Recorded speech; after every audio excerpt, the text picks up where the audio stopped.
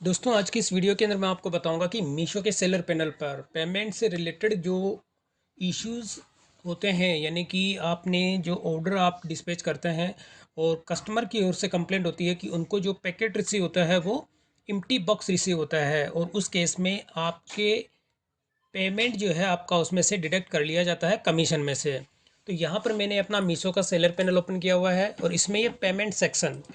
के अंदर मैं दिखा देता हूँ कि जो लास्ट पेमेंट मुझे रिसीव होती है 21 फरवरी, यानी कि आज की डेट में जो पेमेंट रिसीव हुई है उसी के अंदर मैं आपको डिटेल दिखाता हूँ। तो जैसे मैं इस पर क्लिक करता हूँ तो क्लिक करने के साथ ही यहाँ पर उस पेमेंट की पूरी डिटेल आपको देखने को मिलती है, और यहाँ पर आप देखेंगे कि ये दो ऑर्डर हैं मेरे। अब इस ऑर्डर के अंदर आप देखेंगे कि यहाँ पे जो माइनस के अंदर जो अमाउंट शो हो रहा है, यानी माइनस के अंदर आप देखेंगे 920.25। अब ये जो माइनस का जो सिंबल है, यानी कि मेरे कमीशन में से ये डिडक्ट किया गया है, यानी empty box receive in the order. यानी कि इस केस में क्या होता है कि आपने जो ऑर्डर कस्टमर को डिस्पैच किया है वो उसको कस्टमर की कंप्लेन थी कि उसको एम्प्टी बॉक्स उसको रिसीव हुआ है, जबकि मेरे हैंड से इस तरह का जो ऑर्डर था वो कम्प्लीटली पैक मैंने खुद ने किया था और कंप्लीट मेरा ऑर्डर था, कहीं पे कोई उसमें मिस्टेक नहीं थी। अब अगर मैं आपको इसकी डिटेल दिखाता हूँ, फर्स्ट नंबर यह है। तो डिटेल पे जब आप क्लिक करेंगे तो यहाँ पे देखिए एल्यूमिनियम का जो गैस तंदूर होता है, बाटी कुकर होता है, ये इसमें था। अब यहाँ पर आप देखेंगे कि कस्टमर को ये डिलीवर्ड होता है और डिलीवर्ड होने के बाद में इसका जो है नेक्स्ट डे रिकवरी जो होता है, यानी कि माइनस के अंदर आप ये अमाउंट इसमें से डिडक्ट कर लिया जाता है। तो इस केस में क्या होता है कि आपको क्लेम जो है आप इसका नहीं ले सकते, क्योंकि इसमें क्या होता है कि कस्टमर का कहना था कि उसको एम्प्टी बॉक्स जो है वो उसको रिसीव हुआ है। तो ये रिटर्न भी नहीं है, क्योंकि ये रिटर्न नहीं, अगर ये रिटर्न होता तो उस केस में आप क्लेम फाइल करते। अगर आप इसका जो है क्लेम आप इसका फाइल नहीं कर सकते, तो इस केस में क्या होता है कि आपके कमीशन में से जो है ये अमाउंट लेस कर दिया जाता है, क्योंकि ये ऑर्डर आपको रिटर्न नहीं आता है। इस तरह की जो कंप्लेंट होती है एम्प्टी बॉक्स की जो होती है, उस केस में आप मीशो पे कंप्लेंट अगर फाइल करते हैं तो उस केस में वो जो एविडेंसेस मांगते हैं, वो कौन कौन से ऐसे एविडेंसेस जो मांगते हैं वो भी मैं आपको दिखाऊंगा। तो एक ऑर्डर तो मेरा ये था। अब सेकंड के अंदर सेम यही जो ऑर्डर था इसी तरह का मैं आपको दिखाता हूँ, इसमें भी वही सेम चीज़ थी। तो यहाँ पर इसमें भी जो रिकवरी अमाउंट है वो इसके अंदर इतना ही अमाउंट है, 920.25 पैसा। अब इसके अंदर क्या होता है कि इसमें भी ये देखेंगे empty box receive in the order और रिकवरी अमाउंट।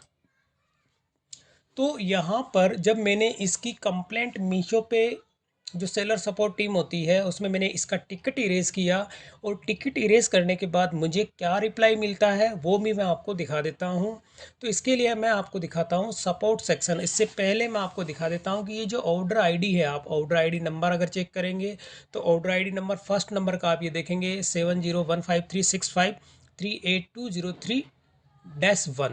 और सेकंड नंबर का जो ऑर्डर है इसमें आपको देखेंगे 646715565396_1। तो ये दोनों ही ऑर्डर थे, इन दोनों की मैंने टिकट इरेज की मीशो पे। अब टिकट इरेज करने के बाद मीशो की ओर से क्या रिप्लाई मिलता है वो भी मैं आपको दिखा देता हूँ। तो ये सपोर्ट पे मैं क्लिक करता हूँ, और सपोर्ट पे क्लिक करने पर यहाँ पर देखिए मेरा था अदर पेमेंट रिलेटेड इश्यू। तो जब मैं इसमें आपको क्लिक करके दिखा देता हूँ, ये मेरी टिकट आईडी है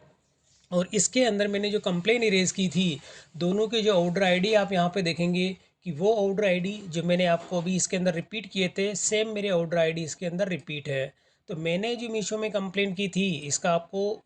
जो पेमेंट रिलेटेड इश्यू जो था उसी में मैं दिखा देता हूँ। यहाँ पे अगर डिटेल लास्ट का जो इसमें कंप्लेन जब मैंने इरेज की थी, इरेज करने के बाद में मीशो की ओर से जो यहाँ पे मुझे क्लेम इसका प्रोवाइड नहीं किया गया है, क्यों नहीं किया गया है वो भी मैं आपको दिखा देता हूँ। मैंने जो ऑर्डर आईडी आपको दिखाए थे वो दोनों ही ऑर्डर आईडी यहाँ पे है। और अब इसके अंदर क्या होता है कि ये देखते हैं कि मेरे पास मीशो की ओर से कॉल आती है, और कॉल के अंदर ये डिमांड की जाती है कि जब आपने ऑर्डर जो डिस्पैच किया था उस केस में हमें उस टाइम की ऑर्डर की जब आपने पे किया था उसकी हमें फुटेज आप हमारे साथ में शेयर कीजिए। कुछ ऐसे एविडेंसेस आप हमारे साथ शेयर कीजिए जिससे कि आपने कस्टमर को जो पैकेट आपने डिस्पैच किया है वो आपने एम्प्टी बॉक्स जो है वो डिस्पैच नहीं किया। तो जब अगर आपके पास इस तरह की कोई फुटेज नहीं होती है, कोई वीडियोज़ आप अगर उसके साथ में शेयर नहीं कर पाते हैं, तो इस केस में आपका जो है वो क्लेम इसको कंसीडर नहीं कर पाएंगे। और इस केस के अंदर जो होता है आपका जो क्लेम का जो है वो रिक्वेस्ट को रिजेक्ट कर दी जाती है। तो कहने का मेरा मतलब ये है, अगर आप मीशो पे सेलर हैं तो सेलर के केस में मैं आपको थोड़ा सा वीडियो, मेरा ये बनाने का मकसद है कि जो लॉस मैंने अभी इसके अंदर, दो मेरे ऑर्डर थे, इसके अंदर मेरा ऑर्डर भी गया और इसके साथ में जो मीशो का कमीशन मुझे मिलना चाहिए था, यानी मेरे ऑर्डर की जो कॉस्टिंग है वो भी मुझे नहीं मिली है। और इस केस में आपके ऊपर डबल चार्जेस जो होते हैं वो इसमें लग जाते हैं, यानी आपके शिपिंग चार्ज भी लगती है और इसके साथ में आपके ऑर्डर जो होता है वो भी आपका इसमें से, उसके भी चार्ज आपको नहीं दिए जाते हैं। तो यहाँ पर कस्टमर के ऊपर, यानी कि जो मीशो ने जो डिमांड की है कि जो फुटेज अगर आपने प्रोवाइड नहीं करते हैं तो इस केस में मीशो आपको क्लेम प्रोवाइड नहीं करेगी। और कस्टमर बेस कंपनी होने की वजह से, यानी कोई सा भी ई कॉमर्स जो प्लेटफॉर्म होता है वो कस्टमर बेस होता है, तो कस्टमर के ऊपर ऊपर जो होती है इतनी रिस्ट्रिक्शंस और जो पॉलिसीज़ होती है वो एप्लीकेबल नहीं होती हैं। तो यहाँ पर कस्टमर जो होता है उसको इस चीज़ के लिए फ्री रखा जाता है कि कस्टमर से ये कभी भी एविडेंसेस नहीं लिए जाते हैं कि जब भी आपको ऑर्डर रिसीव होता है तो उसकी आपको ओपन बॉक्स वीडियो आपको बना के शेयर करनी है या नहीं करनी है। कस्टमर ने जो कमेंट किया है, जो कस्टमर की तरफ से जो आर्ग्यूमेंट होते हैं या कस्टमर की तरफ से जो फीडबैक मिलता है या रिटर्न की जो रिक्वेस्ट होती है उसको मोस्टली केस के अंदर एक्सेप्ट की जाती है और कस्टमर को उसका पूरा पेमेंट पे कर दिया जाता है, जो कि आपके कमीशन में से लेस करके कस्टमर को पेमेंट की जाती है। तो इस केस के अंदर जो एम्प्टी बॉक्स जो होते हैं, यानी कि वो कस्टमर ने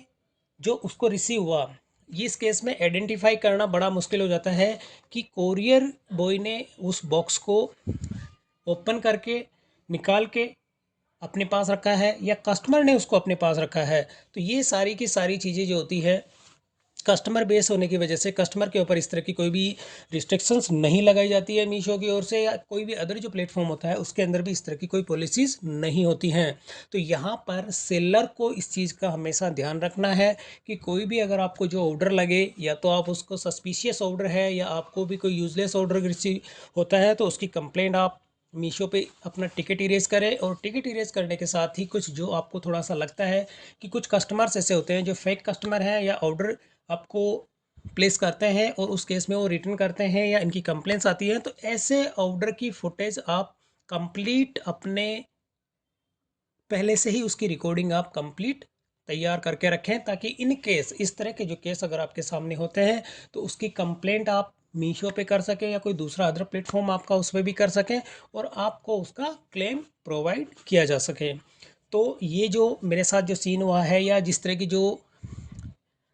कंप्लेंट मैंने की है या मुझे जो लॉस हुआ है ये आपको ना हो, इस तरह की जो वीडियोस है ये बनाने का मकसद सिर्फ इतना है कि आप इस चीज़ के लिए फुटेज अपनी कंप्लीट करके और टिकट इरेज करें। अगर आपके पास फुटेज नहीं है, कोई एविडेंसेस नहीं है, तो आपका भी क्लेम मेरी तरह जो है उसको रिजेक्ट कर दिया जाएगा मीशो की ओर से। यानी कि देखिए जो भी इसके अंदर आप देखेंगे कि ये इसमें जो है मैं कोई भी एविडेंसेस शेयर नहीं कर पाया, नहीं कर पाने की वजह से मेरा जो ये केस था मीशो की ओर से रिजेक्ट कर दिया गया है। तो दोस्तों इस तरह से जो है अगर आपको इस तरह के लॉस से बचना है तो इस तरह के कुछ इनकी गाइडलाइन होती है, उनको आप अच्छे से स्टडी करें और स्टडी करने के बाद इसका टिकट इरेज करें। तो दोस्तों वीडियो पसंद आई तो इसे लाइक और शेयर जरूर करें और मेरे चैनल को सब्सक्राइब करना ना भूलें।